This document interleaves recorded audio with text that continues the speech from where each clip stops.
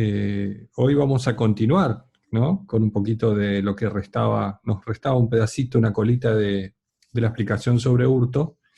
Vamos a ver así, muy sintéticamente, lo que son los hurtos agravados, así muy brevemente, para entender y a ver si podemos ingresar ya en lo que es el robo. El robo en realidad no merece mucha explicación porque es suficiente la explicación que uno hace sobre el hurto, porque el robo no es nada más que un hurto calificado por las circunstancias en las cuales se desarrolla, es decir, el robo es un hurto calificado por las circunstancias en las que se desarrolla, es decir, si al hurto nosotros le agregamos la fuerza en las cosas, que ahora vamos a ver qué es, y la violencia física en las personas, ya sea antes, durante o después de cometer el robo para lograr su impunidad, estamos hablando exactamente en lo que tiene que ver con los elementos, en lo mismo, exactamente son dos figuras idénticas con esos dos elementos agregados. Lo que probablemente tengan alguna dificultad sea en las reformas que han introducido agravantes al robo. En realidad no han introducido agravantes, sino que por obra y gracia de el benemérito y nunca bien ponderado Juan Carlos Bloomberg, ya hace muchos años, estamos hablando del 2002, 2003, 2004, por ahí, un poquito más, insistió en una reforma en esta parte del Código Penal que tiene que ver con los robos calificados, porque verdaderamente son, si se quiere, los delitos más violentos que comúnmente uno ve en la realidad de las cosas. Y por lo tanto, indudablemente, la mano dura del Estado ahí se acrecienta y se afianza muchísimo más. Las penas son verdaderamente muy altas, incorporando en ese robo calificado por el uso de armas, en despoblado y en banda, algunas características muy interesantes que ya vamos a ver, como el arma de utilería, por ejemplo, ese tipo de cosas que por ahí uno no entiende bien qué quisieron hacer. En realidad sí entiende uno qué quisieron hacer, pero eh, creo que no puedo creer que hayan querido hacer eso. Así que esa es la circunstancia. Nosotros habíamos visto, podemos volver un poco, habíamos visto el delito de hurto simple, que consistía en el desapoderamiento de la cosa por parte del ladrón, que se apoderaba mediante el acto furtivo, ¿no? Característico del hurto, y a la vez debía lograr el desapoderamiento y sobre todo debía concretar el poder, hacer la transferencia de esa tenencia que tenía la víctima sobre la cosa, transferirla a su propio poder, es decir, pasar él a tener la cosa, aunque sea por un instante, para que el hurto estuviera consumado.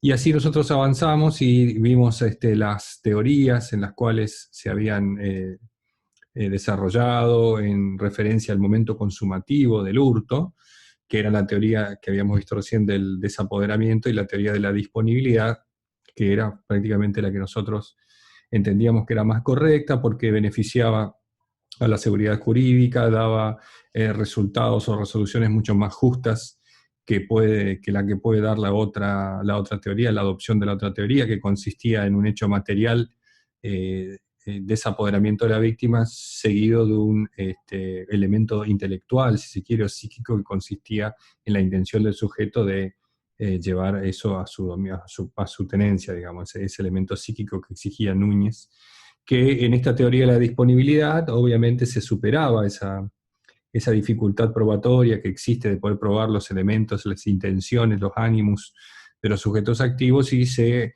exigía no ya un elemento subjetivo, psíquico, de carácter poco claro, sino más bien una acción propia de disponibilidad de la cosa, aunque sea por un instante, con lo que el autor lo que hacía era sustituir el poder de la víctima por su propio poder, ahí cristalizando o llegando al momento consumativo perfecto del delito de hurto.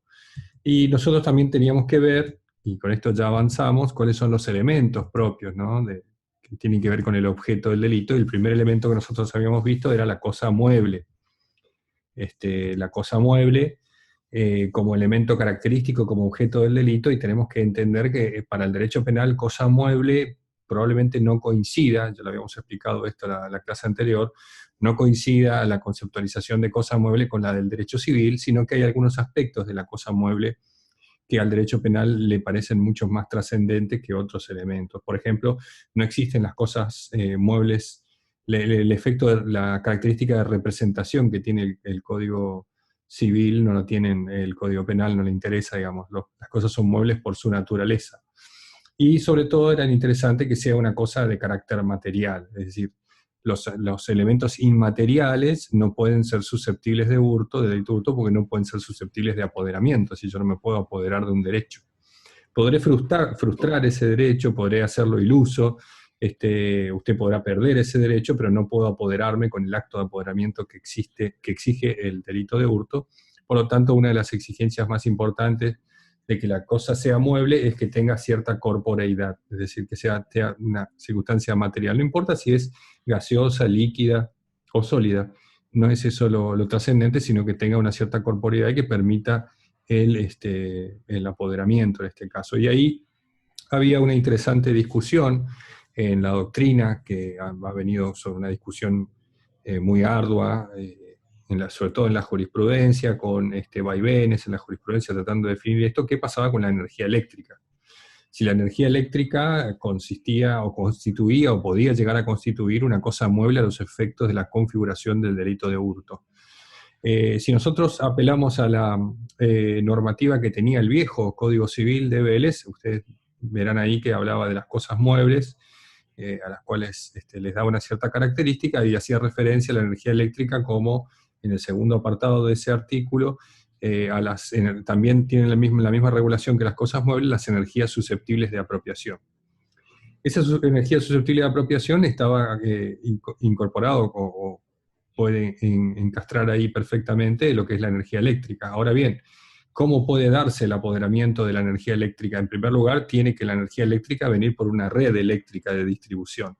No está en el aire la energía más que, digamos, si está en el aire a través de lo que es la energía estática o la electricidad estática, usted no se puede apropiar. Es decir, que la energía eléctrica tiene que venir por el tendido de cable del suministro de red eléctrica.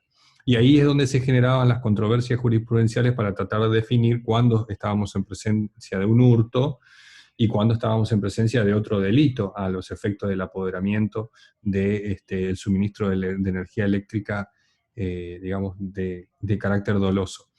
Y entendió la jurisprudencia simplemente que si existe un desvío, o sea, para que ustedes entiendan, quien se cuelga del cable de la energía eléctrica, quien coloca un cable directamente y se nutre del tendido de red eléctrica, pero sin alterar el medidor de esa red, está cometiendo sí el delito de hurto de energía, al cual yo le tengo mis serias dudas, porque siempre opiné, como un sector muy minoritario de la doctrina, que lo que hacía el Código Civil en ese momento era equiparar el régimen legal entre la cosa mueble y las energías susceptibles de apropiación, pero en ningún momento decía que la energía sea una cosa mueble, sino que tenía el mismo régimen legal. Esa es mi interpretación, fue siempre mi interpretación.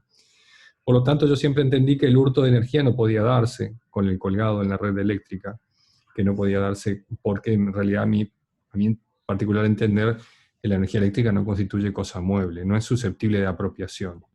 Pero bueno, la jurisprudencia no opina como opino yo, la jurisprudencia mayoritaria entiende que existe el delito de hurto de energía, hay muchos casos, muchas jurisprudencias sobre el hurto de energía, aquel que se cuelga del cable de red eléctrica comete hurto. Es un caso el que no tiene el cable y se cuelga de la red, sino que altera por algún mecanismo que puede ser de cualquier índole, altera el medidor de luz, lo que hace que la persona que venga a tomar la medición de la luz, la persona que viene a leer el medidor para que ustedes tengan eso se traduzca después en la boleta de luz, si ustedes alteran el medidor, lo que están haciendo es haciendo incurrir en un error a la persona que toma esa medición. Y al incurrir en un error y dar una facturación equivocada, el patrimonio de la empresa distribuidora de luz se ve afectado, por lo tanto ahí estarían en presencia no de un hurto, sino de una forma de defraudación. Entonces, la jurisprudencia pretendió hacer una división salomónica para que se entienda cuándo existía hurto y cuándo existía defraudación, dependiendo si la persona hace alguna maniobra por la cual altera el medidor de luz que hace que la persona que viene a medir tome una lectura equivocada. Y en ese caso hay una defraudación, no hay hurto, no hubo apoderamiento, para que se entienda. En cambio, en el otro caso, cuando usted tiende un cable sobre la red eléctrica, sí hay apoderamiento, la acción de apoderamiento, si ha entendido la jurisprudencia, ahí estaríamos nosotros en una forma de hurto, ¿no? De hurto simple. Por lo tanto, ahí tienen ustedes la equiparación que hace la jurisprudencia de la energía eléctrica a, a la cosa mueble. Ahora bien, hay otras circunstancias por las cuales ustedes pueden colgarse y que podrían constituir también hurto. Piensen ustedes si ustedes le están robando eh, el caso que se ha presentado de que aquel que toma la señal de Wi-Fi de Internet de su vecino, supongamos, ¿no? Y aquí es una interesante discusión, porque si la red de Wi-Fi tiene una contraseña y usted la desencriptó, porque usted tiene las capacidades, ahí estaríamos en una figura probablemente de acceso a algún sistema o alguna figura informática. Si usted tiene un vecino que no tiene contraseña en su red de Wi-Fi y usted se cuelga de la red de Wi-Fi del vecino sin su autorización, no existiría en ese caso figura de hurto, porque para que exista figura de hurto, la cosa mueble tiene que tener algún tipo de defensa predispuesta que el sujeto haya opuesto al apoderamiento. Si la red está abierta por su error, bueno, podríamos estar en una figura distinta, tendríamos que ver cuál, pero no estaríamos en ese caso, en el caso del hurto. Tampoco, a mi entender, la señal de Wi-Fi o la señal de Internet constituye cosa mueble, porque no es una energía susceptible de apropiación como sí puede ser la electricidad. Por lo tanto, muchos casos jurisprudenciales de esos han caído en la tipicidad, porque creo yo que no hay un tipo específico de hurto de señal de Internet como debería existir o no, no lo sé. Pero es un caso que suele equipararse a esta circunstancia. Pero la cosa mueble, indudablemente estamos hablando de ese tipo de cuestiones. Ya hablamos nosotros de qué pasa con el agua, que el agua siempre va a ser cosa mueble siempre que esté separada del suelo. Por lo tanto, si está en un recipiente va a constituir. Y otro de los ejemplos que da la doctrina para hablar de cosa mueble es lo que se refiere al cadáver, ¿no? Si el cadáver constituye o no constituye cosa mueble, indudablemente no. El cadáver no es cosa, a no ser que tenga algún tipo, dicen los autores, de valor histórico, como por ejemplo una momia egipcia que tiene valor histórico y que puede ser susceptible de hurto, pero el cadáver en sí no es susceptible de hurto. Hay un solo delito que tiene como objeto de apropiación el cadáver y no es justamente el hurto, sino que es el secuestro de cadáveres, ¿no? Que ustedes van a ver, y es un delito también contra la propiedad, pero lo que importa es que la persona secuestra un cadáver para hacerse pagar un rescate por su devolución, después de un viejo y conocido caso de la jurisprudencia argentina que se llamó Los Caballeros de la Noche. En algún momento cuando veamos eso, si ustedes quieren, yo les paso algún paper sobre la cuestión de los caballeros de la noche, pero el cadáver no queda comprendido dentro del concepto de cosa mueble. Entonces la cosa mueble va a ser una cosa corpórea, material, quiere decir que sea transportable y que sobre todo tenga la característica de ser ajena. Y aquí nosotros entramos en lo que específicamente dice el tipo penal del 162, es que la cosa tiene que ser total o parcialmente ajena. Y estamos hablando de total o parcialmente ajena, quiere decir que debe pertenecer total o parcialmente al patrimonio de otro, no al propio. Es decir, el hurto de la cosa propia no va a constituir hurto por más que esté en la tenencia de una persona por un título que sea, va a constituir una defraudación como se denomina el hurto impropio, que es una forma de defraudación del artículo 173, inciso quinto, pero no va a ser hurto. Entonces, puede ser usted un comunero hereditario, puede ser un condómino de la cosa mueble y la puede hurtar de quien es parcialmente su dueño o más aún si es totalmente el dueño de una persona ajena. Pero la ajenidad es un elemento fundamental del hurto que puede darse de característica total o parcial. Aunque sea parcial, ya configura hurto, ¿no? Si es total, indudablemente que sí, pero con que sea parcial la ajenidad ya constituye hurto. Por lo tanto, aquellos que tienen en condominio, por ejemplo, un vehículo automotor, y uno de los usted puede asentar en el registro de propiedad automotor como que es el titular del 50% del automotor y la otra persona el otro 50%. Esto suele suceder en las parejas o en los matrimonios que se inscriben de esta manera. Usted puede cometer el hurto quedándose con la cosa que es parcialmente ajena, aunque usted tenga una porción una porción de esa cosa esté ingresada a su patrimonio. Eso también puede coincidir para que se configure el delito de hurto. Y por último vamos a hablar del último elemento, que es la ilegitimidad, o sea, el tipo penal también lo dice, por eso les decía yo que el artículo 162 es como además de ser un tipo penal, es como una especie de concepto de hurto, ¿no? Pues en la ley está perfectamente identificado todos los elementos, el apoderamiento debe ser ilegítimo, es decir, contrario a las normas jurídicas de cualquier índole, de carácter formal o material. Alguien está escribiendo en la pantalla, lo veo acá. Eso es una raya que ustedes ven verde ahí, es que alguien escribió. Ahí está, muy bien, se borró. Yo tengo habilitado la parte gráfica. La ilegitimidad es un elemento que constituye el elemento de antijuricidad, para que ustedes entiendan así, un elemento que tiene que estar contenido dentro del dolo del autor. Esto es fundamental. Tiene que estar la acción del autor contraria a lo que establece el ordenamiento jurídico en cualquier parte del ordenamiento jurídico. No debe estar autorizado ni justificada el apoderamiento bajo ninguna circunstancia. Por eso el artículo 162 hace referencia al que se apodera ilegítimamente de una cosa total o parcialmente ajena, ¿no? Eso es el concepto de ilegitimidad. Bueno, bien, esto es bastante simple, digamos, no merece mucha discusión. Vamos a ver ahora, así brevemente, como una explicación que yo voy a dar de carácter, si se quiere, muy resumida, muy sintética, sobre los distintos hurtos agravados. Nosotros encontrábamos antes de la reforma de la 25890, que fue la reforma que incidió sobre tipo del 163, sobre los hurtos agravados, y también creó el capítulo específico del delito de abigeato. Encontrábamos nosotros en el inciso 1 de los hurtos agravados lo que correspondía al verdadero hurto campestre, que consistía en el apoderamiento de una o más cabezas de ganado dejadas en el campo, decía así. Y el fundamento de esta agravante no era tanto el objeto sobre el cual recaía el hurto, que era el ganado, sino la característica específica del objeto. O sea, no era tan importante para el agravante que usted hurte un ganado, sino qué pasaba con el ganado, o cuál es el fundamento que hace que el ganado sea un objeto que el legislador haya entendido que debe figurar dentro de una conducta agravada y no dentro de una conducta simple. Y esto particularmente se da por la característica del objeto, el semoviente, el ganado, que se mueve por sí solo. Y eso, el hecho de moverse por sí solo y estar depositado a veces en grandes extensiones de terreno, como son los campos, generaba indudablemente una mayor dificultad para el tenedor de la cosa para ejercer sobre él su custodia. Es decir, que como era más dificultosa la custodia para el tenedor, la ley agravaba la conducta al que hurtaba ganado, y bueno, y después determinaba ante las cantidades de cabezas de ganado que se hurten para calificar o no la conducta, etc. Entonces, la característica que justificaba que el legislador agrave la conducta era que el ganado, sobre todo, estaba dejado en el campo. Ese elemento dejado en el campo todavía tiñe el agravante. Es decir, el fundamento de estas agravantes, que se denominan hurtos campestres, quitando la cuestión del ganado, que pasó a un capítulo específico con la figura del abigeato, que ya vamos a ver en otras clases, sigue siendo esa circunstancia de dejada en el campo. ¿Qué quiere decir dejada en el campo? Que en la gran extensión de terreno impide la correcta vigilancia o custodia por parte del tenedor.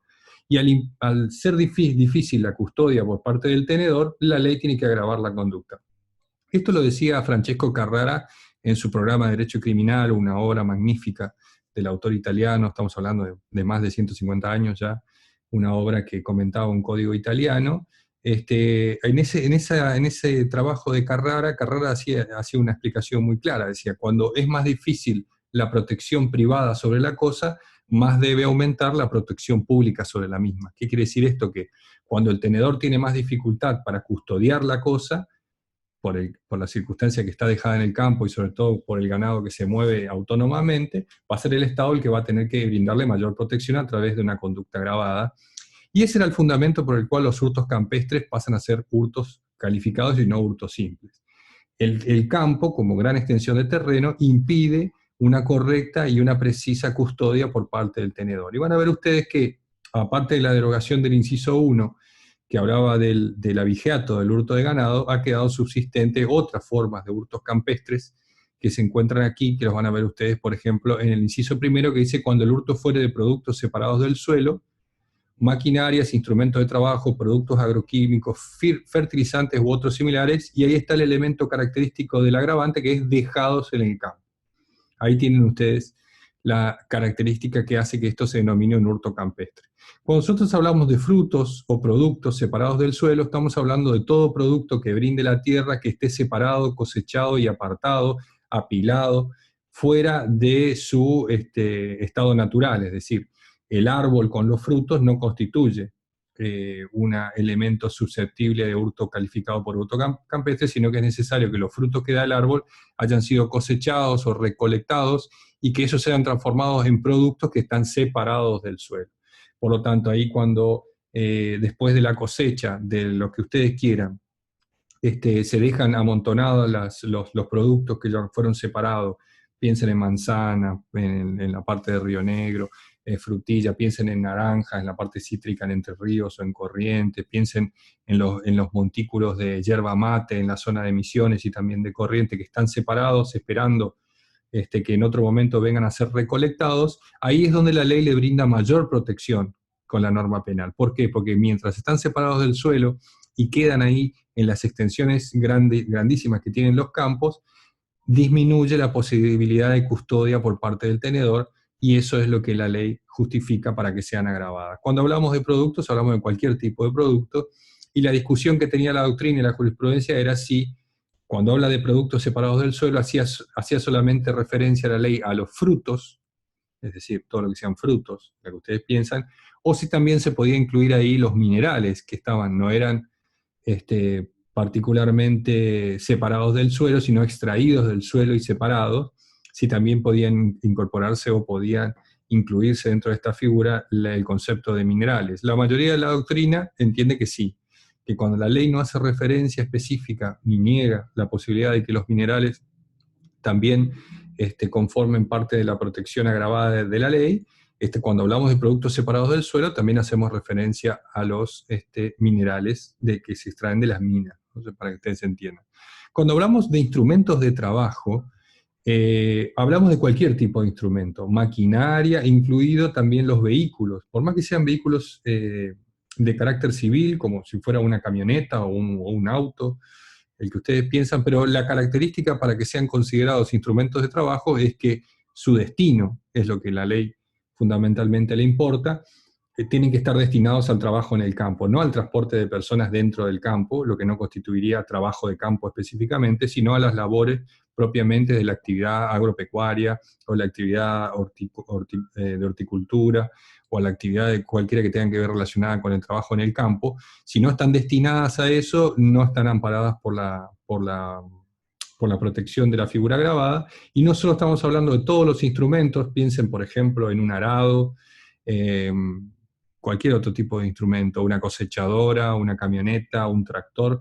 No solo están protegidos los vehículos y elementos en su totalidad, sino también sus partes. Es decir, por ejemplo, si una persona hurta, ahí está el ejemplo que daba un padre en su libro, una persona hurta una bomba de nafta de un tractor, está cometiendo hurto agravado porque es un instrumento de trabajo para el campo y cumple con la característica que ha sido dejado en el campo. Si el vehículo no está dejado en el campo y está en un garage, digamos, custodiado, esa protección de la ley por parte de la figura grabada no se verifica, porque lo importante aquí es que el tenedor no puede ejercer la custodia que podría ejercer, digamos, si tuviera el objeto cerca, ¿no? Para ejercer la custodia. Así que están incluidos en los instrumentos cualquier tipo de instrumento, herramienta, vehículo que esté destinado a los trabajos, a las labores del campo y que haya sido dejado en el campo, está amparado por la agravante que se denomina los hurtos campestres. También los productos agroquímicos, que son una de las incorporaciones novedosas de la ley, es decir, todos los productos que sirven para la fertilización o, si se quiere, para el combate de plagas en el campo, también están incluidos dentro del agravante.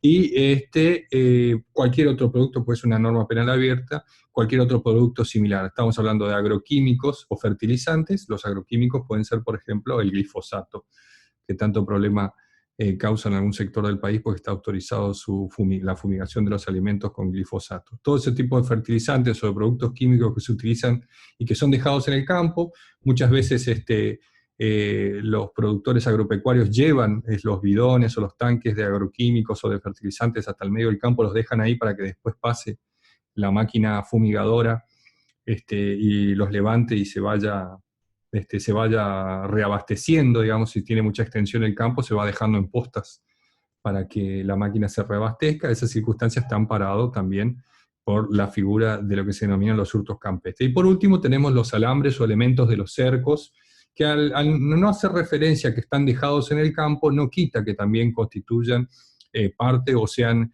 un elemento también consistente de lo que es el hurto campestre. Es verdad, no dice que los elementos están, o los alambres o los elementos de los cercos están dejados en el campo, pero eso es porque la protección recae no sobre el elemento que ha sido dejado, sino sobre el que está plantado o colocado para delimitar los fundos. Esa es la importancia que tienen los cercos y los alambres.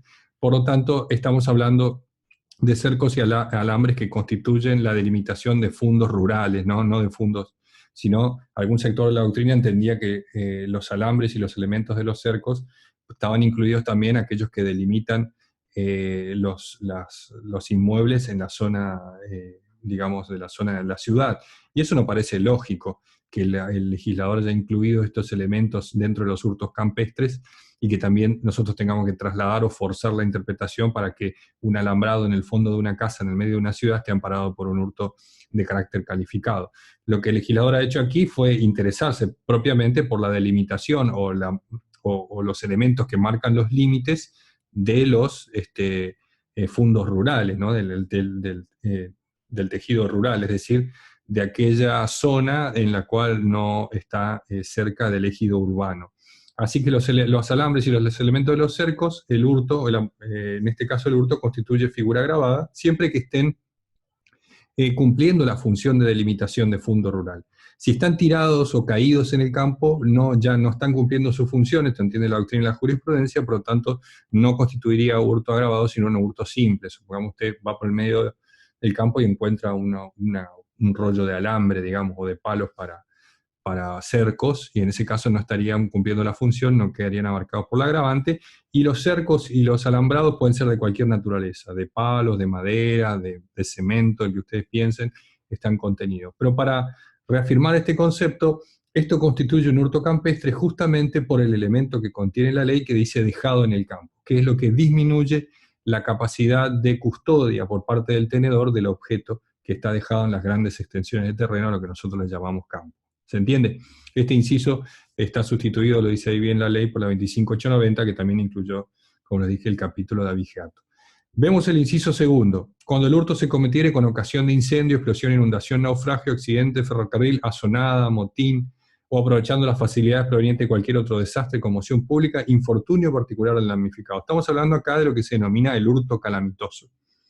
El hurto calamitoso no deja de ser un hurto de figura básica, pero que se agrava por las circunstancias extraordinarias de una conmoción pública, algún estallido de carácter público de gran magnitud que genera la imposibilidad de que el sujeto pueda ejercer una correcta custodia sobre sus bienes, sobre sus cosas, y esto facilita al autor aprovecharse del infortunio del incendio, de la explosión, que es una descripción de carácter meramente enunciativa. La gran conmoción que causan estos eventos genera la imposibilidad de ejercer una correcta custodia sobre la cosa. Imagínense ustedes en un caso de una inundación, donde las personas son evacuadas de sus hogares porque se ha roto el cauce de algún río y viene la inundación con el peligro para la vida de los sujetos, tienen que abandonar sus domicilios y todos sus objetos, se llevan lo que pueden, los demás objetos quedan dentro del domicilio de las personas sin ningún tipo de custodia. Lo que hace es que al reducirse la posibilidad de custodia, aumenta la posibilidad de aprovechamiento de este evento por parte del autor, y es lo que verdaderamente califica la conducta. Y aquí no solo encontramos cualquier desastre o evento de carácter que provoque o conmoción pública, también habla la ley de un infortunio de carácter particular. No hace falta que sea un evento catastrófico que afecte a un número indeterminado de personas, es decir, que sea público, sino también puede ser un infortunio de carácter particular. ¿Qué quiere decir esto? Supongamos una persona que ha sufrido la muerte de su familiar más cercano, de su conviviente, y tiene que ausentarse de su domicilio para ir a atenderlo, para realizar los trámites referentes al sepelio, y deja sin la debida custodia sus bienes, y el autor aprovecha este infortunio particular del sujeto para cometer el hurto, en ese caso la conducta es agravada porque el inciso 2 no solo abarca los eventos catastróficos identificados aquí de manera enunciativa de carácter público o grandes conmociones sociales, sino también los infortunios particulares que justifican la agravante. ¿Por qué? Porque también reducen la capacidad de custodia o de protección de la cosa por parte de su tenedor. Eso creo que se entiende. El tercer inciso hace referencia al hurto agravado por la utilización de ganzúa, llave falsa, instrumento semejante, llave verdadera, que hubiera sido sustraída, hallada o retenida.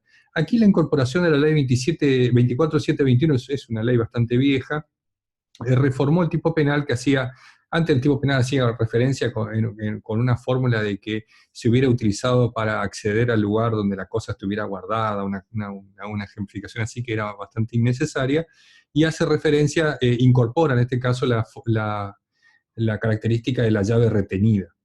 La llave retenida. Lo que estamos acá en presencia es de la utilización por parte del sujeto de una artimaña o de un, si se quiere, instrumento que con cierta maña o destreza sirve para abrir cerraduras. Para que ustedes entiendan, si nosotros a la cerradura la abrimos mediante la utilización de cualquier instrumento, que puede ser, como dice un padre que utiliza el término de una chapita, un alambre, lo que sea, siempre que utilicemos esos instrumentos para abrir los mecanismos de una cerradura, vamos a estar en presencia de un hurto agravado por la figura de la utilización de ganzúa, llave falsa, retenida, hallada o sustraída. Si nosotros rompemos la cerradura, o sea, ya nos trasladamos a la figura del robo, porque estamos ejerciendo fuerza en las cosas, es decir, fuerza necesaria para acceder al apoderamiento, que era la cerradura que funcionaba como defensa predispuesta para la protección de la tenencia que tenía el sujeto pasivo. Así que cuidado, lo que está haciendo aquí la figura grabada del hurto es las formas de artimaña o de destrezas con la utilización de instrumentos para activar los mecanismos de una cerradura, no para romperlos. Si los rompemos, ejercemos fuerza en las cosas, o en razón de la cosa, como vamos a ver ahora, y ya estamos en la figura del robo. Una ganzúa es eso, es un instrumento que puede ser de cualquier índole, de cualquier forma, que sirva para accionar el mecanismo de la cerradura y poder abrir para acceder a la cosa. Es decir, que está presuponiendo que el tenedor ha dispuesto una defensa para el apoderamiento, es decir, que ha guardado la cosa dentro de un lugar cerrado con una cerradura. ¿Se entiende esto? Si el objeto no está guardado en una cerradura, la figura es de hurto simple, no hay ninguna defensa predispuesta ahí para el apoderamiento. Pero aquí sí. Cuando hablamos de llave falsa, es aquella llave que no es la verdadera, digamos que puede ser una imitación, o cualquier otro instrumento semejante. Por eso el tipo penal es de textura abierta, no hace una descripción taxativa de los elementos que se pueden usar. Por eso un padre usa la frase de la chapita, desde la primera edición de su tratado utiliza ese término de chapita, que es muy interesante. Con eso que usted utiliza para abrir la cerradura, es verdaderamente el instrumento que la ley califica para abrirla. Y después hace referencia a las llaves, ¿no? Cuando existe una llave verdadera, para que la llave verdadera transforme la acción de abrir la cerradura en hurto calificado, tiene que haber sido sustraída, hallada o retenida, ¿no? Porque si usted tiene la llave verdadera otorgada por el tenedor de la cosa, no estaría cometiendo hurto, porque ahí que hay consentimiento por parte del tenedor. Recuerden que estos delitos, para consumarse, tienen que tener una característica común, que son in vito domino, es decir, sin la autorización o sin el consentimiento de la víctima. Por lo tanto, si usted tiene la llave verdadera e ingresa, no está cometiendo el delito. Ahora, si usted tiene la llave verdadera, la ley exige que la haya sido sustraída, es decir, del legítimo tenedor. Haya sido hurtada primero la llave para poder acceder a la cosa, que haya sido hallada, y aquí podemos hacer una referencia, cuando hablamos de la cosa mueble, las cosas perdidas siguen teniendo dueño, siguen perteneciendo al patrimonio de algo, no como las res nullius o las res derelicte, que son cosas que no pertenecen a nadie, como las res nullius son los animales salvajes, los peces de los ríos, y las res derelicte son las cosas de los cuales sus tenedores se han desprendido de la tenencia voluntariamente. Les hice la clase pasada el ejemplo de la silla de plástico blanca, esa que le falta una pata, que suele estar puesta en la vereda de las casas para que alguien se la lleve. Pero aquí estamos hablando de una llave que ha sido sustraída o que ha sido hallada. Si usted encuentra una llave, no puede utilizarla para ingresar. al lugar. Supongamos que usted sepa a qué cerradura pertenece. No puede utilizarla porque ahí la ley califica el hurto como hurto con llave o con ganzúa, ¿no? En este caso. Y retenida es cuando le han entregado en un título válido la llave como depositario, supongamos, y usted se niega a entregarla y después la utiliza para el hurto. En ese caso, conforme la ley, está la incorporación de la ley 24721, eso también califica el hurto como un hurto agravado, ¿no? Cuando el hurto se perpetrare con escalamiento, hace referencia indudablemente a el esfuerzo que realiza el autor para poder superar las defensas predispuestas para el acceso a la cosa, lo que presupone que el tenedor le ha dispuesto determinadas defensas para evitar el apoderamiento. Estamos hablando aquí que para que se califique la conducta de hurto, le exige que al autor, para ingresar y a realizar el apoderamiento, realice un determinado esfuerzo. No importa si la altura, como en algún momento la jurisprudencia y la doctrina discutían, o el tamaño de la defensa, sino que haya realizado una determinada destreza o un determinado esfuerzo para poder acceder. No tiene sentido aquellas defensas predispuestas que están colocadas a los solos efectos decorativos en las casas, como por ejemplo una verja baja, un murito bajo que es a solo efecto decorativo en la casa. Transponer eso no constituye hurto con escalamiento, sino que requiere que haya un determinado esfuerzo, ¿no? Ahora bien, el hurto solamente se califica cuando usted realiza ese esfuerzo que el legislador ha entendido como agravado para ingresar y apoderarse, no para salir. Si usted ha ingresado por la entrada o el acceso predispuesto para poder lograr la cosa, y después ha tenido que saltar un muro para escapar, digamos, eso no califica el hurto con escalamiento porque el apoderamiento ya se realizó y solamente es hurto con escalamiento aquel que se realiza el esfuerzo para poder consumar el delito, no para después lograr la impunidad del autor cuando se escapa. Por lo tanto, aquel ladrón que ingresó por una vía predispuesta al lugar, hurtó la cosa y después escapa trepando un muro, no está alcanzado por la agravante por el escalamiento, porque el escalamiento solamente considera agravante la conducta para entrar y acceder a la cosa, ¿no? Estamos hablando de eso. Piensen ustedes en los autores que tienen que trepar un muro, aquellos que utilizan una escalera, por ejemplo, para ingresar a los lugares donde están protegidas las cosas, que van a ser fruto del hurto. Ahí tienen ustedes una forma de hurto con escalamiento. Después tenemos la figura del hurto de mercaderías u otras cosas muebles transportadas, que es un agravante que no tiene antecedente en el derecho argentino, o sea, fue incorporado por la ley 23468, no tiene antecedente ni en el derecho extranjero. Se pretendió en una época hacer referencia con este hurto a lo que se denominaban los piratas del asfalto, ¿no? O sea, toda mercadería que esté durante el trayecto de transporte o mientras se la está cargando, durante su carga también o descarga, la protección de estas mercaderías o de otras cosas muebles que justifican la agravante porque durante el transporte o en el momento que están siendo transportadas generan una mayor dificultad a la hora de su custodia. Es una circunstancia que poco tiene que ver o que poca relación tiene con la realidad. En primer lugar, porque los piratas del asfalto no cometen hurto en la mayoría de los casos. La mayoría de los autores de esta modalidad delictiva de pirata del asfalto cometen robos calificados por el uso de armas, porque casi siempre son violentos, están armados, vienen en banda, interceptan determinados convoys o camiones de caudales, etc. Por lo tanto, no hay una mayor utilidad de esta figura.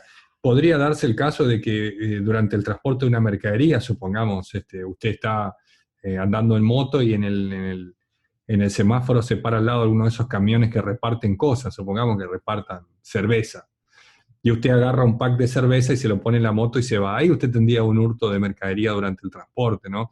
Para saber cuál es el concepto de mercadería, ustedes tienen que recurrir al artículo 77 del Código Penal, donde están los conceptos del derecho penal. Ahí van a encontrar el concepto de mercadería, como el de documento electrónico, capitán de buque, etc. Pero esa sería la única modalidad que nosotros podríamos encontrar de hurto de mercaderías transportadas, porque la figura del pirata del asfalto es una figura que se suele realizar con otra modalidad mucho más violenta, y nadie va a poder decir que aquel que con la motito paró al lado en el semáforo y se llevó un pack de cerveza sea un pirata del asfalto, ¿no? No, me parece un poco mucho la calificación. Por lo tanto, queda abarcado. Y el momento consumativo lo establece el propio tipo penal, que es lo que se comete entre el momento de carga y de su destino o entrega y durante las escalas que se realicen. Es decir, todo el trayecto del transporte, desde que se carga la mercadería, todo el trayecto con sus escalas de paradas que pueda llegar a ser el transporte, hasta el momento de la descarga, está abarcado por la protección del tipo agravado,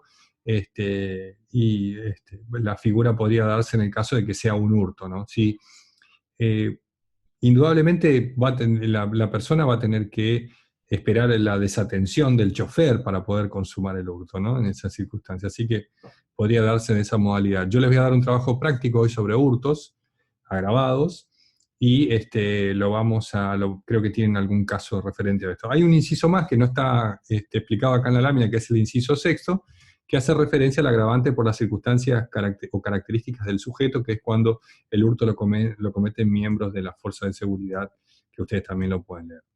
Ahora vamos a ver brevemente, pues todavía nos quedan unos minutos, unos 15 minutos, vamos a ver la figura del robo. La figura del robo, para que ustedes la entiendan, no deja de ser, como les expliqué yo, una figura de hurto calificada por distintas circunstancias que la ley entiende más gravosas para transformar el hurto en un robo. Y esas circunstancias son dos, como ustedes la pueden ver acá en el artículo 64, que es la fuerza en las cosas o la violencia física en las personas, y hay una aclaración de la ley que hace referencia a que la violencia tenga lugar antes del robo para facilitarlo, en el acto de cometerlo o después de cometido para procurar su impunidad. Pero los dos elementos característicos del robo son la fuerza en las cosas y la violencia física en las personas. Todos los otros elementos que nosotros analizamos al ver la figura del hurto son exactamente idénticos, y hago remisión a la explicación esa que está en el video anterior. Son exactamente idénticos y caben aquí la explicación dada en su momento sobre el apoderamiento, sobre el desapoderamiento, etc. La única diferencia que pueden encontrar ustedes aquí es que cuando estamos hablando de fuerza en las cosas, estamos viendo indudablemente que el tenedor ha establecido una defensa predispuesta de cualquier índole para evitar el apoderamiento. Es decir, la cosa para el tenedor está dentro de una esfera de protección que él mismo le ha colocado para evitar el apoderamiento, que se denomina defensa predispuesta. Una caja, una cerradura, una puerta, una habitación, una caja fuerte, lo que ustedes quieran. El autor del robo lo que va a tener que hacer es, mediante fuerza, romper esa defensa predispuesta hecha por el tenedor para poder acceder a la cosa, o violentar al tenedor de la cosa para lograr el apoderamiento. Esas serían las circunstancias que ustedes pueden entender como calificativas del robo. Vamos a ver por partes aquí. Estamos acá en la lámina, nos muestra un robo calificado por el uso de arma, ¿no?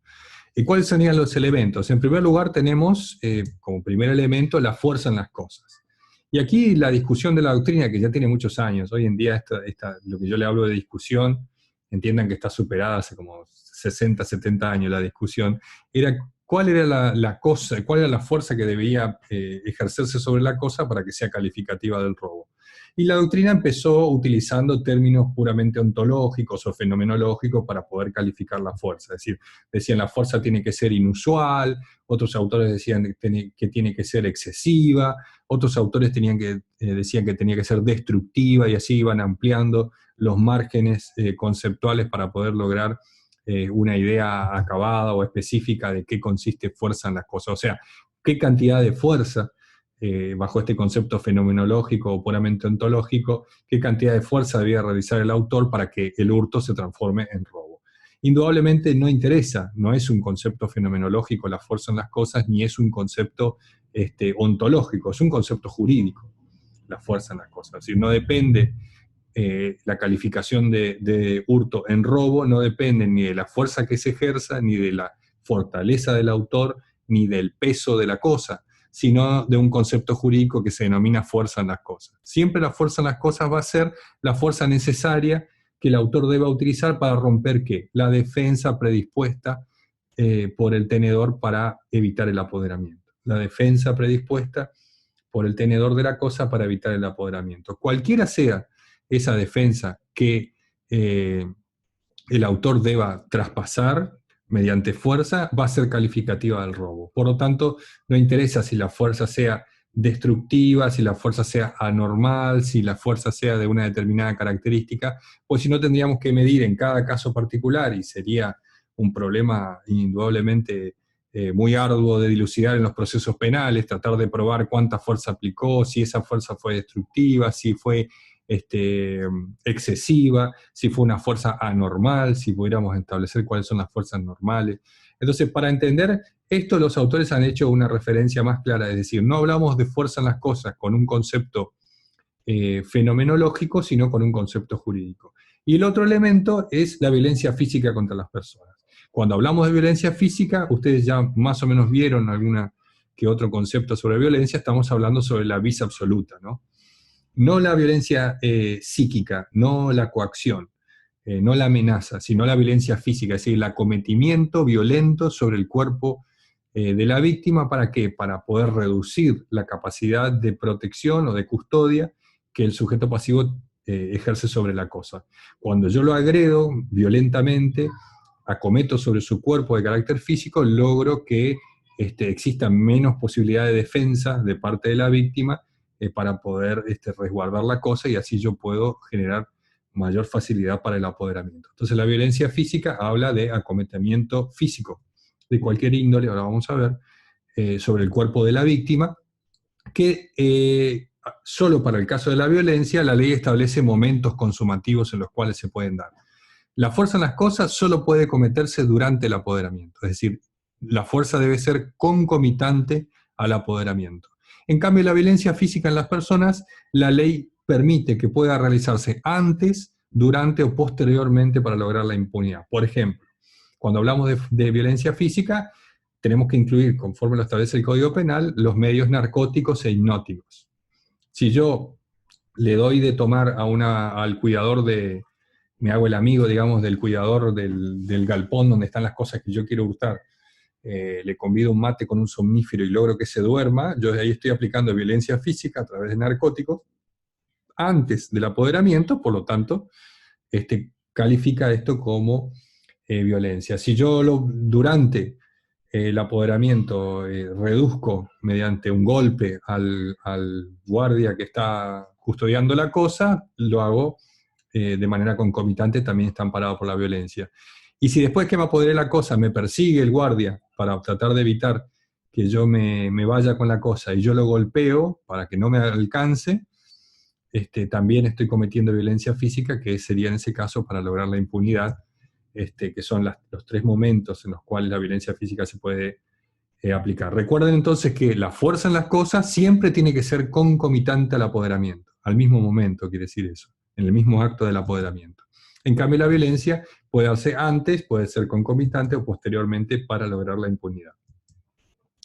Vemos acá una conceptualización simple de estos elementos. Cuando hablamos de fuerza en las cosas, habíamos dicho que no podíamos caer en un concepto fenomenológico o ontológico de fuerza, sino que teníamos que utilizar un concepto jurídico, que era aquel necesaria, esa fuerza necesaria, para vencer las defensas predispuestas que el tenedor le ha colocado para evitar el apoderamiento de la cosa.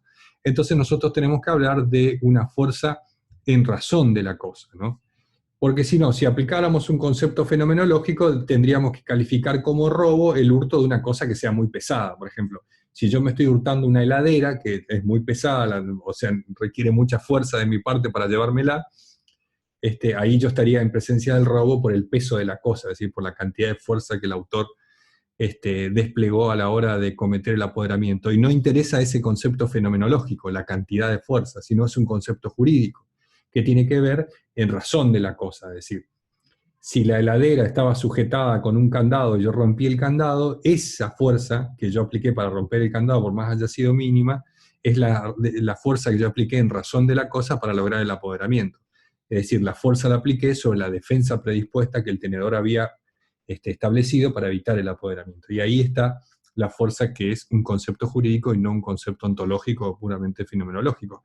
La fuerza de las cosas no debe ser entendida como aquella necesaria para mover o trasladar las cosas, es decir, por más pesada que sea la cosa, si no sería autor de hurto la persona que no tiene mucha fuerza, perdón, autor de robo la persona que no tiene mucha fuerza porque tiene que realizar mucha fuerza para transportar las cosas, una cosa pesada, y sería autor de hurto aquel fortachón que con un simple esfuerzo puede llevar algo de mucho peso. Eso sería ilógico, ¿no? Por eso se abandonó hace mucho tiempo en la doctrina y en la jurisprudencia los conceptos fenomenológicos sobre fuerza y se han optado por conceptos jurídicos. Aquella necesaria para mover o trasladar las cosas, sino la fuerza en razón de la cosa. La fuerza en razón de la cosa quiere decir aquella fuerza necesaria para vencer la defensa predispuesta por el tenedor para evitar el apoderamiento. Esa es la fuerza en razón de las cosas. Vamos a ver el otro elemento. Es mucho más simple el elemento de la violencia. Yo se los expliqué de manera breve. Tenemos los elementos del delito que sería la violencia física, y vamos a ver un concepto de violencia física. Cuando nosotros hablamos de violencia física, hablamos de acometimiento físico, porque después, si ustedes incluyen en la violencia física la intimidación, van a caer en el problema que cayó la doctrina y la jurisprudencia durante mucho tiempo, cuando empezó a confundir la figura del robo con la figura de la extorsión, o mejor dicho, el robo calificado. El caso que se produce, supongamos que en un callejón oscuro una persona va caminando y se le presenta a otra con un arma en la mano y le dice, entregame todo lo que tenés. Y la persona agarra la mochila, la entrega y sale corriendo, digamos.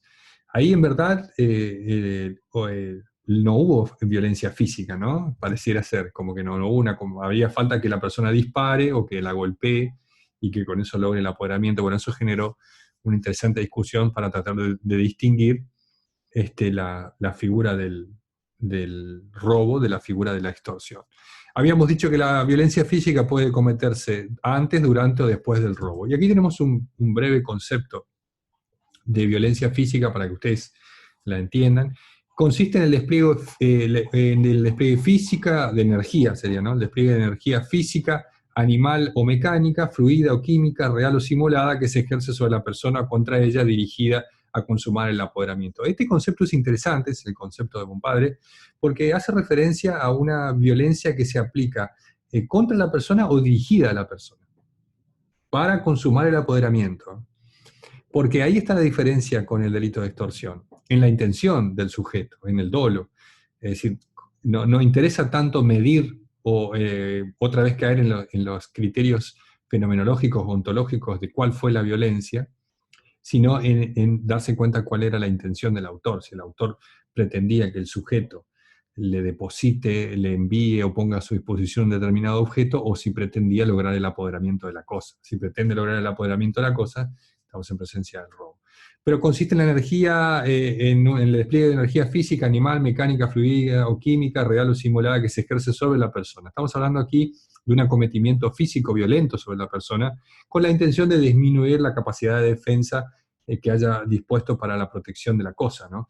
Lo que quiere lograr el autor aquí es consumar el apoderamiento. Ese es el fin del autor, ahí está constituido el dolo. Por eso es importante que ustedes en este concepto lo entiendan bien y lo trabajen bien para no confundirse después con la figura del delito de extorsión. Pero la violencia puede ser de cualquier índole, química, fluida. ¿Por qué dice física? Indudablemente porque el autor puede acometer a la víctima a través de golpes, pero también dice animal. Y esto es así porque yo, por ejemplo, puedo tener un perro entrenado, un perro feroz entrenado, ¿no? Y lo puedo utilizar para lograr que la víctima me entregue la cosa, o yo desapoderar a la víctima de la cosa a través de la violencia, que en este caso puede ser dirigida directamente contra la persona digamos, anunciada contra la persona inminentemente, también constituye violencia. No es lo mismo anunciar un mal futuro, como pasa en el caso de la extorsión, a anunciar una violencia inminente. Ese es un elemento característico también de la figura del robo que la distingue de la figura de la extorsión.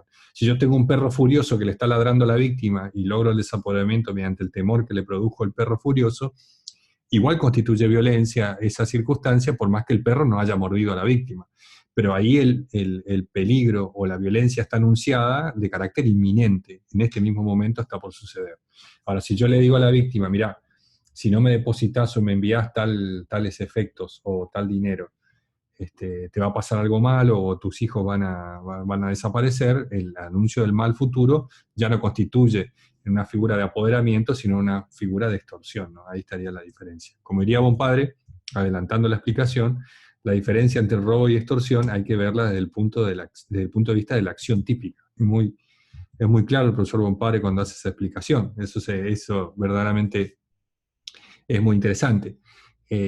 Porque han habido otros criterios en la doctrina sobre la diferencia entre esto justamente que vamos a ver ahora, que es la diferencia entre el robo y la extorsión. ¿Qué sucede? Cuando se produce la violencia física en el ejemplo que yo les di, que justamente está la fotografía aquí.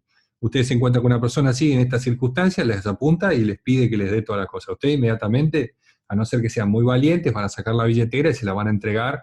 Y ahí en realidad no hubo, si ustedes se ponen específicos o muy puntillosos, no hubo desapoderamiento. Hubo entrega voluntaria de la cosa y la persona ha estado en fruto del temor. Esto ha venido en una discusión interesante en la doctrina durante muchos años. Ya González Roura hace muchos años había opinado que era más conveniente a los efectos de distinguir la figura del robo y de la extorsión, dejar la violencia física para el robo, decía, y dejar la intimidación o la violencia psíquica en la extorsión. Separar bien estas dos conductas, más allá de que durante mucho tiempo y en algunos proyectos de Código Penal que estuvieron vigentes, la figura del robo también incluía la forma de intimidación. Es decir, si ustedes ven los proyectos de Soler, del 60, de la 17.711, me parece que es, hasta la sanción de la 21.388, que derogó todas las leyes anteriores, el robo consistía en el ejercicio de violencia o intimidación para lograr el apoderamiento. Estaba incluida dentro de la figura, ahí no había problema, pero al separarse las figuras, empezó a existir los inconvenientes de tratar de dilucidar cuándo se daban cada una de las conductas en estas circunstancias que nosotros estamos viendo en la fotografía. Es decir, ¿qué pasa ahí? ¿Ahí hay extorsión o hay robo? El primer criterio que se trató de esbozar fue un criterio cronológico, que fue el criterio esbozado por Soler. Es decir, si la intimidación es de carácter inminente, o sea, si la cosa es entregada inmediatamente después de ejercida la intimidación, criterio cronológico, no ha sucedido un tiempo prolongado entre la amenaza de violencia con la entrega de la cosa, criterio cronológico, si fue inmediatamente, estamos en presencia del robo, si la víctima tuvo tiempo, decía Soler, de motivarse en el anuncio del mal y ha pasado un cierto tiempo hasta que después pone a disposición o entrega la cosa, estaríamos en presencia de la extorsión, primer criterio que utilizó la doctrina para distinguir eso, que a mí mucho no me convence.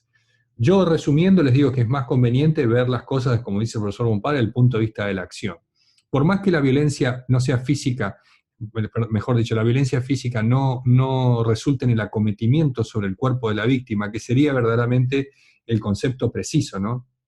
Por más que no se llegue a eso, el anuncio de un mal inminente, como puede ser una persona que nos apunta con un arma, tiene que estar dirigido al apoderamiento, no a que el autor después, posteriormente, ponga a disposición, envíe o haga alguna otra acción. Si la intimidación que se produce, supongamos en el caso de la intimidación armada, ya no estaríamos en la figura del robo simple, sino estaríamos en la figura del robo calificado por el uso de arma, dependiendo, será con una calificación si el arma es apta para el disparo y será otra calificación si no se puede comprobar la aptitud para el disparo.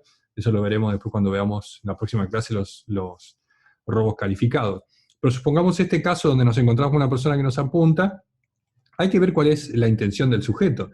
Si el sujeto realizó esta acción de intimidación que no constituye violencia física propiamente dicha, es decir, no constituye acometimiento físico sobre la víctima, pero la intención del autor era lograr el apoderamiento, ahí estamos en presencia de la figura de robo, no de extorsión.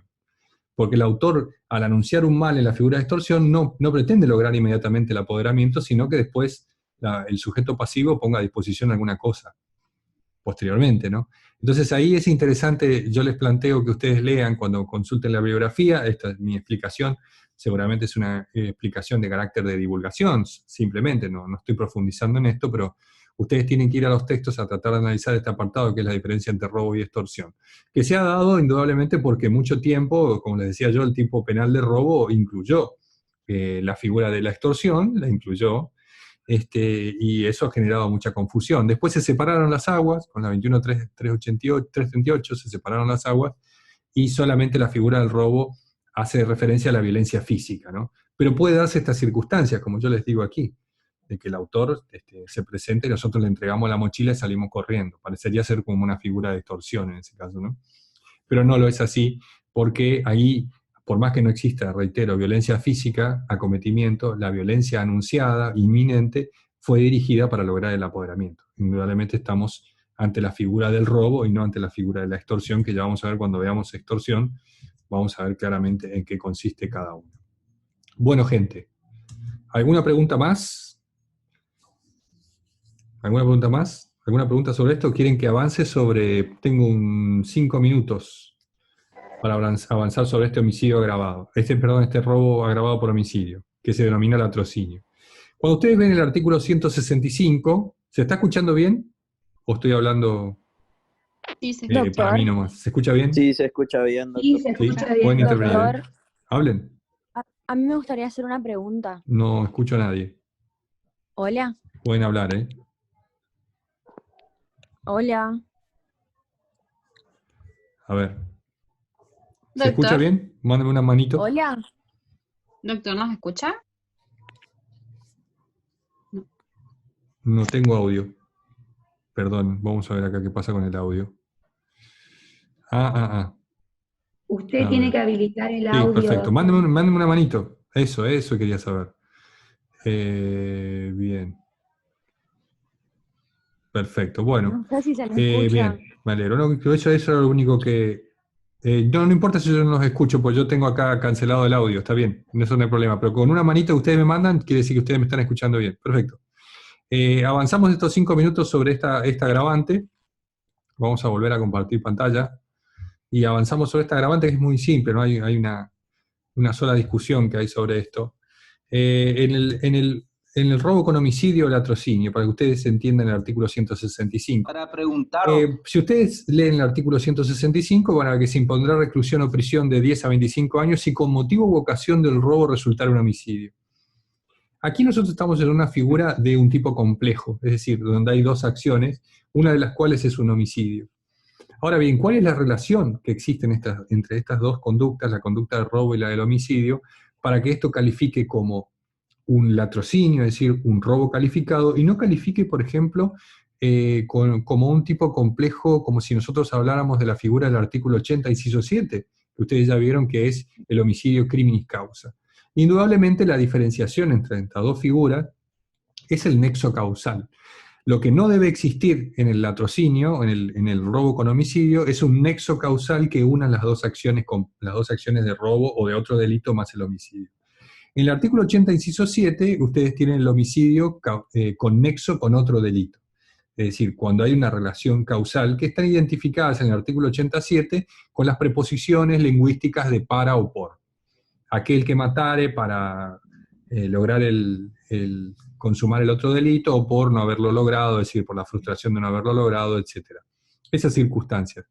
Ahí nosotros ese elemento, que es el nexo causal, identificado lingüísticamente por las preposiciones por o para del artículo 87, en este tipo penal no están presentes. Entonces nosotros tenemos una figura aquí de robo, en la cual el homicidio se ha dado con motivo u ocasión de la primera figura y no porque el autor haya planeado en su dolo la concreción de la figura del homicidio. ¿Se entiende? No hay un nexo causal en el plan criminal que lo haya llevado a pensar el homicidio con nexo o unido mediante un nexo causal con la figura del robo. En el 87 puede ser con otro delito, supongamos cualquier otro delito, seguido de muerte. Ahí, pero en el 80, inciso 7, el autor tiene pensado en su dolo ese nexo causal que une las dos conductas, la conducta del delito base más la del homicidio que lo utiliza por no haber logrado el fin propuesto para lograr la impunidad. Aquí nosotros tenemos una circunstancia de ocasión o motivo por el cual se da el homicidio en ocasión del robo. O sea, durante el robo se produce el homicidio. Es decir, que la no existencia de ese nexo causal excluye la posibilidad de que esto sea un tipo complejo, sino es la unión circunstancial de dos delitos que se dan en ocasión o motivo uno del otro. Ahora bien, la doctrina que discutía, lo que discutía era cuáles formas de homicidio quedaban comprendidos en esta figura grabada si supongamos que se diera en la ocasión del robo una figura de homicidio culposo o imprudente. Algún sector de la doctrina en la jurisprudencia entendía que eso también estaba abarcado por la agravante, pero la explicación de la doctrina mayoritaria, que es la teoría que sigue el profesor Bompadre en este caso, es sobre todo prestando atención, haciendo hincapié en la voz que utiliza, la voz lingüística que utiliza el legislador en este tipo penal, que es la voz de homicidio. Si el legislador dice homicidio, está hablando indudablemente de la muerte dolosa de una persona. Es decir, homicidio para el legislador penal consiste en matar a otro de carácter doloso, el artículo 79. Por lo tanto, para la tesis mayoritaria y la tesis que sigue la cátedra del profesor Bonpadre, para que se verifique el agravante del latrocinio, tiene que darse el robo, indudablemente, y con motivo o ocasión de este, sin existencia de nexo causal entre uno y el otro, un homicidio de carácter doloso. No quedan abarcados para nuestra tesis los homicidios imprudentes, los homicidios que se hayan desarrollado incluso con caso fortuito. Entonces, resumiendo, será un robo agravado con homicidio cuando no exista nexo causal, se dé en ocasión o motivo del robo y se trate de un homicidio de carácter doloso. Por ejemplo, aquel que entra a robar y forcejea, cuando se está yendo forcejea con el guardia y se dispara el arma, o aquel que entra a robar y se encuentra con su enemigo dentro del lugar donde entró a robar y lo mata. Ese sería el caso de un latrocinio, ¿no? Se encontró con su enemigo, no tenía pensado matar a nadie, entró a robar y lo encontró el enemigo y aprovecha la oportunidad y lo mata. Tenemos ahí nosotros una figura grabada por homicidio. Y por último, y con esto ya cerramos, a ver, ¿qué hora es?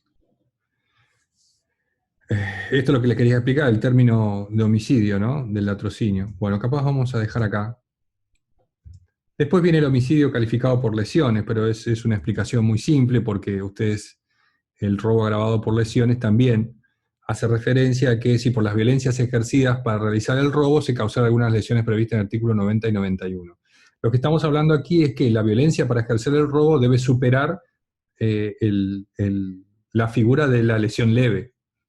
Si usted aplica cualquier daño en el cuerpo o en la salud de la víctima para lograr el robo, va a estar dentro de las violencias propias del robo. No va a estar calificado. Ahora, si esas violencias ejercidas para cometer o para consumar el robo exceden la figura de la lesión leve del artículo 89 y ya pasan a ser, por ejemplo, generar a la víctima el debilitamiento en un sentido, o la pérdida de la capacidad para concebir, por ejemplo, que sería una lesión grave y una lesión gravísima respectivamente, nosotros ya estamos en presencia de un robo calificado. Toda otra forma de violencia que genere algún tipo de lesión en la víctima que no supere las lesiones leves del artículo 89 van a quedar reducidas a la figura básica del robo, ¿no? Cuando estas lesiones, producto de las violencias ejercidas sobre la víctima, superan la lesión leve, porque les dije, pueden generar el debilitamiento de un sentido o en la pérdida de la capacidad para concebir o de un miembro, por ejemplo. Supongamos que para ejercer la violencia el autor provoca en la víctima la pérdida de un miembro, y en ese caso nosotros estamos en presencia de un robo calificado por las lesiones, porque la ley es específica que al aclarar que se califica el robo cuando se cometen las lesiones del artículo 90 y 91, y por suerte la ley, con esto concluyo, no ha utilizado la confusa frase que siempre utiliza, que es el grave daño, ¿no? Van a ver ustedes que algunos otros tipos penales que suelen utilizar, o que tienen esta misma sistemática, o que tienen esta misma dinámica, utilizaban anteriormente la figura del grave daño, ¿no? Cuando en ocasión del robo se provocara un grave daño en la salud de la víctima. Ahí generaba siempre la discusión sobre si el grave daño era las lesiones graves del artículo 90 o si grave daño era un elemento que debía mensurar el juez, con los problemas de seguridad jurídica que provoca eso. Así que bueno, con esto concluimos las explicaciones de esto y vamos a pasar la próxima clase, que va a ser el martes. Esperen que voy a activar el sonido. Vamos a activar el sonido aquí un poco.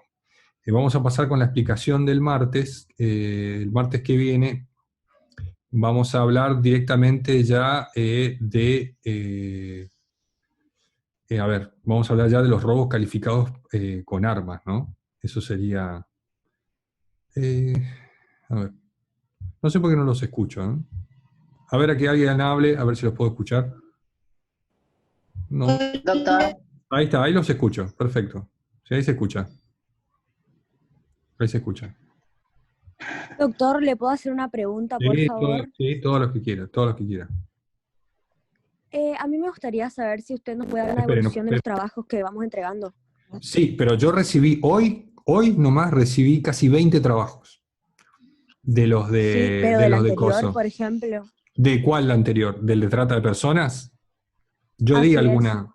di algunas devoluciones específicas. No quiero ser muy puntual sobre los trabajos porque No, no, no. sería como Pero, una corrección, ¿no? Pero sí, no hay problema. A mí me no, es más gustaron, que nada es más que sí. nada si no quiere dar uno por uno, digamos, Ujú. en general de cómo serían las respuestas correctas para Bueno, saber, o bueno, sea, para que perfecto. nosotros sepamos si estamos haciendo bien o mal, porque eso Sí, nos va a sí, jugar sí. a No, favor no, yo o le en contra en el explico, parcial. le explico. Cuando yo leo el trabajo y está mal hecho, mal encausado, yo le hago una Sí. devolución por mail. Si yo no Ah, les ok, hice ok, ninguna súper. devolución por mail, porque algunos recibieron algunas devoluciones por mail. O sea, yo lo O leo sea que y algo. si no nos hizo la devolución es porque está relativamente bien, Es está porque muy sí, porque encausado. dentro de todo, claro, dentro de todo es lo que yo estoy buscando, pero recuerden ustedes que los trabajos prácticos estos que yo les doy no son muy exigentes, ¿no? Sino son más bien No, no, pero igual más que nada apuntados, el sí, tema de la identificación de figuras y demás, están casi pues se todos en suele lo confundir. correcto. Sí, Ok, sí, sí, ok, sí, están casi todos gracias. en lo correcto. Si no, yo les voy a contestar por mail, no se preocupen. O cuando haya un error muy grueso así, digamos que le erraron el vizcachazo muy lejos, ahí sí yo puedo hacer una devolución por acá y les explico. Ahora yo les voy a dejar en el Telegram, en el transcurso de la tarde o de la noche, les voy a dejar unos trabajos prácticos para que ustedes resuelvan sobre hurtos. Son casos muy simples, ¿no? Que ustedes tienen que poner qué hurto es. Son cosas muy. Doctor, ¿Sí? Sí, le quería consultar.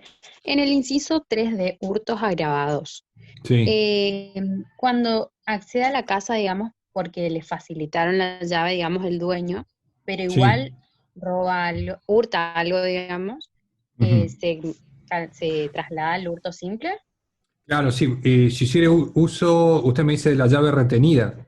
Para que la llave sea retenida, el tenedor de la llave se la tiene que haber solicitado y usted no devuelto. ¿Me entienden?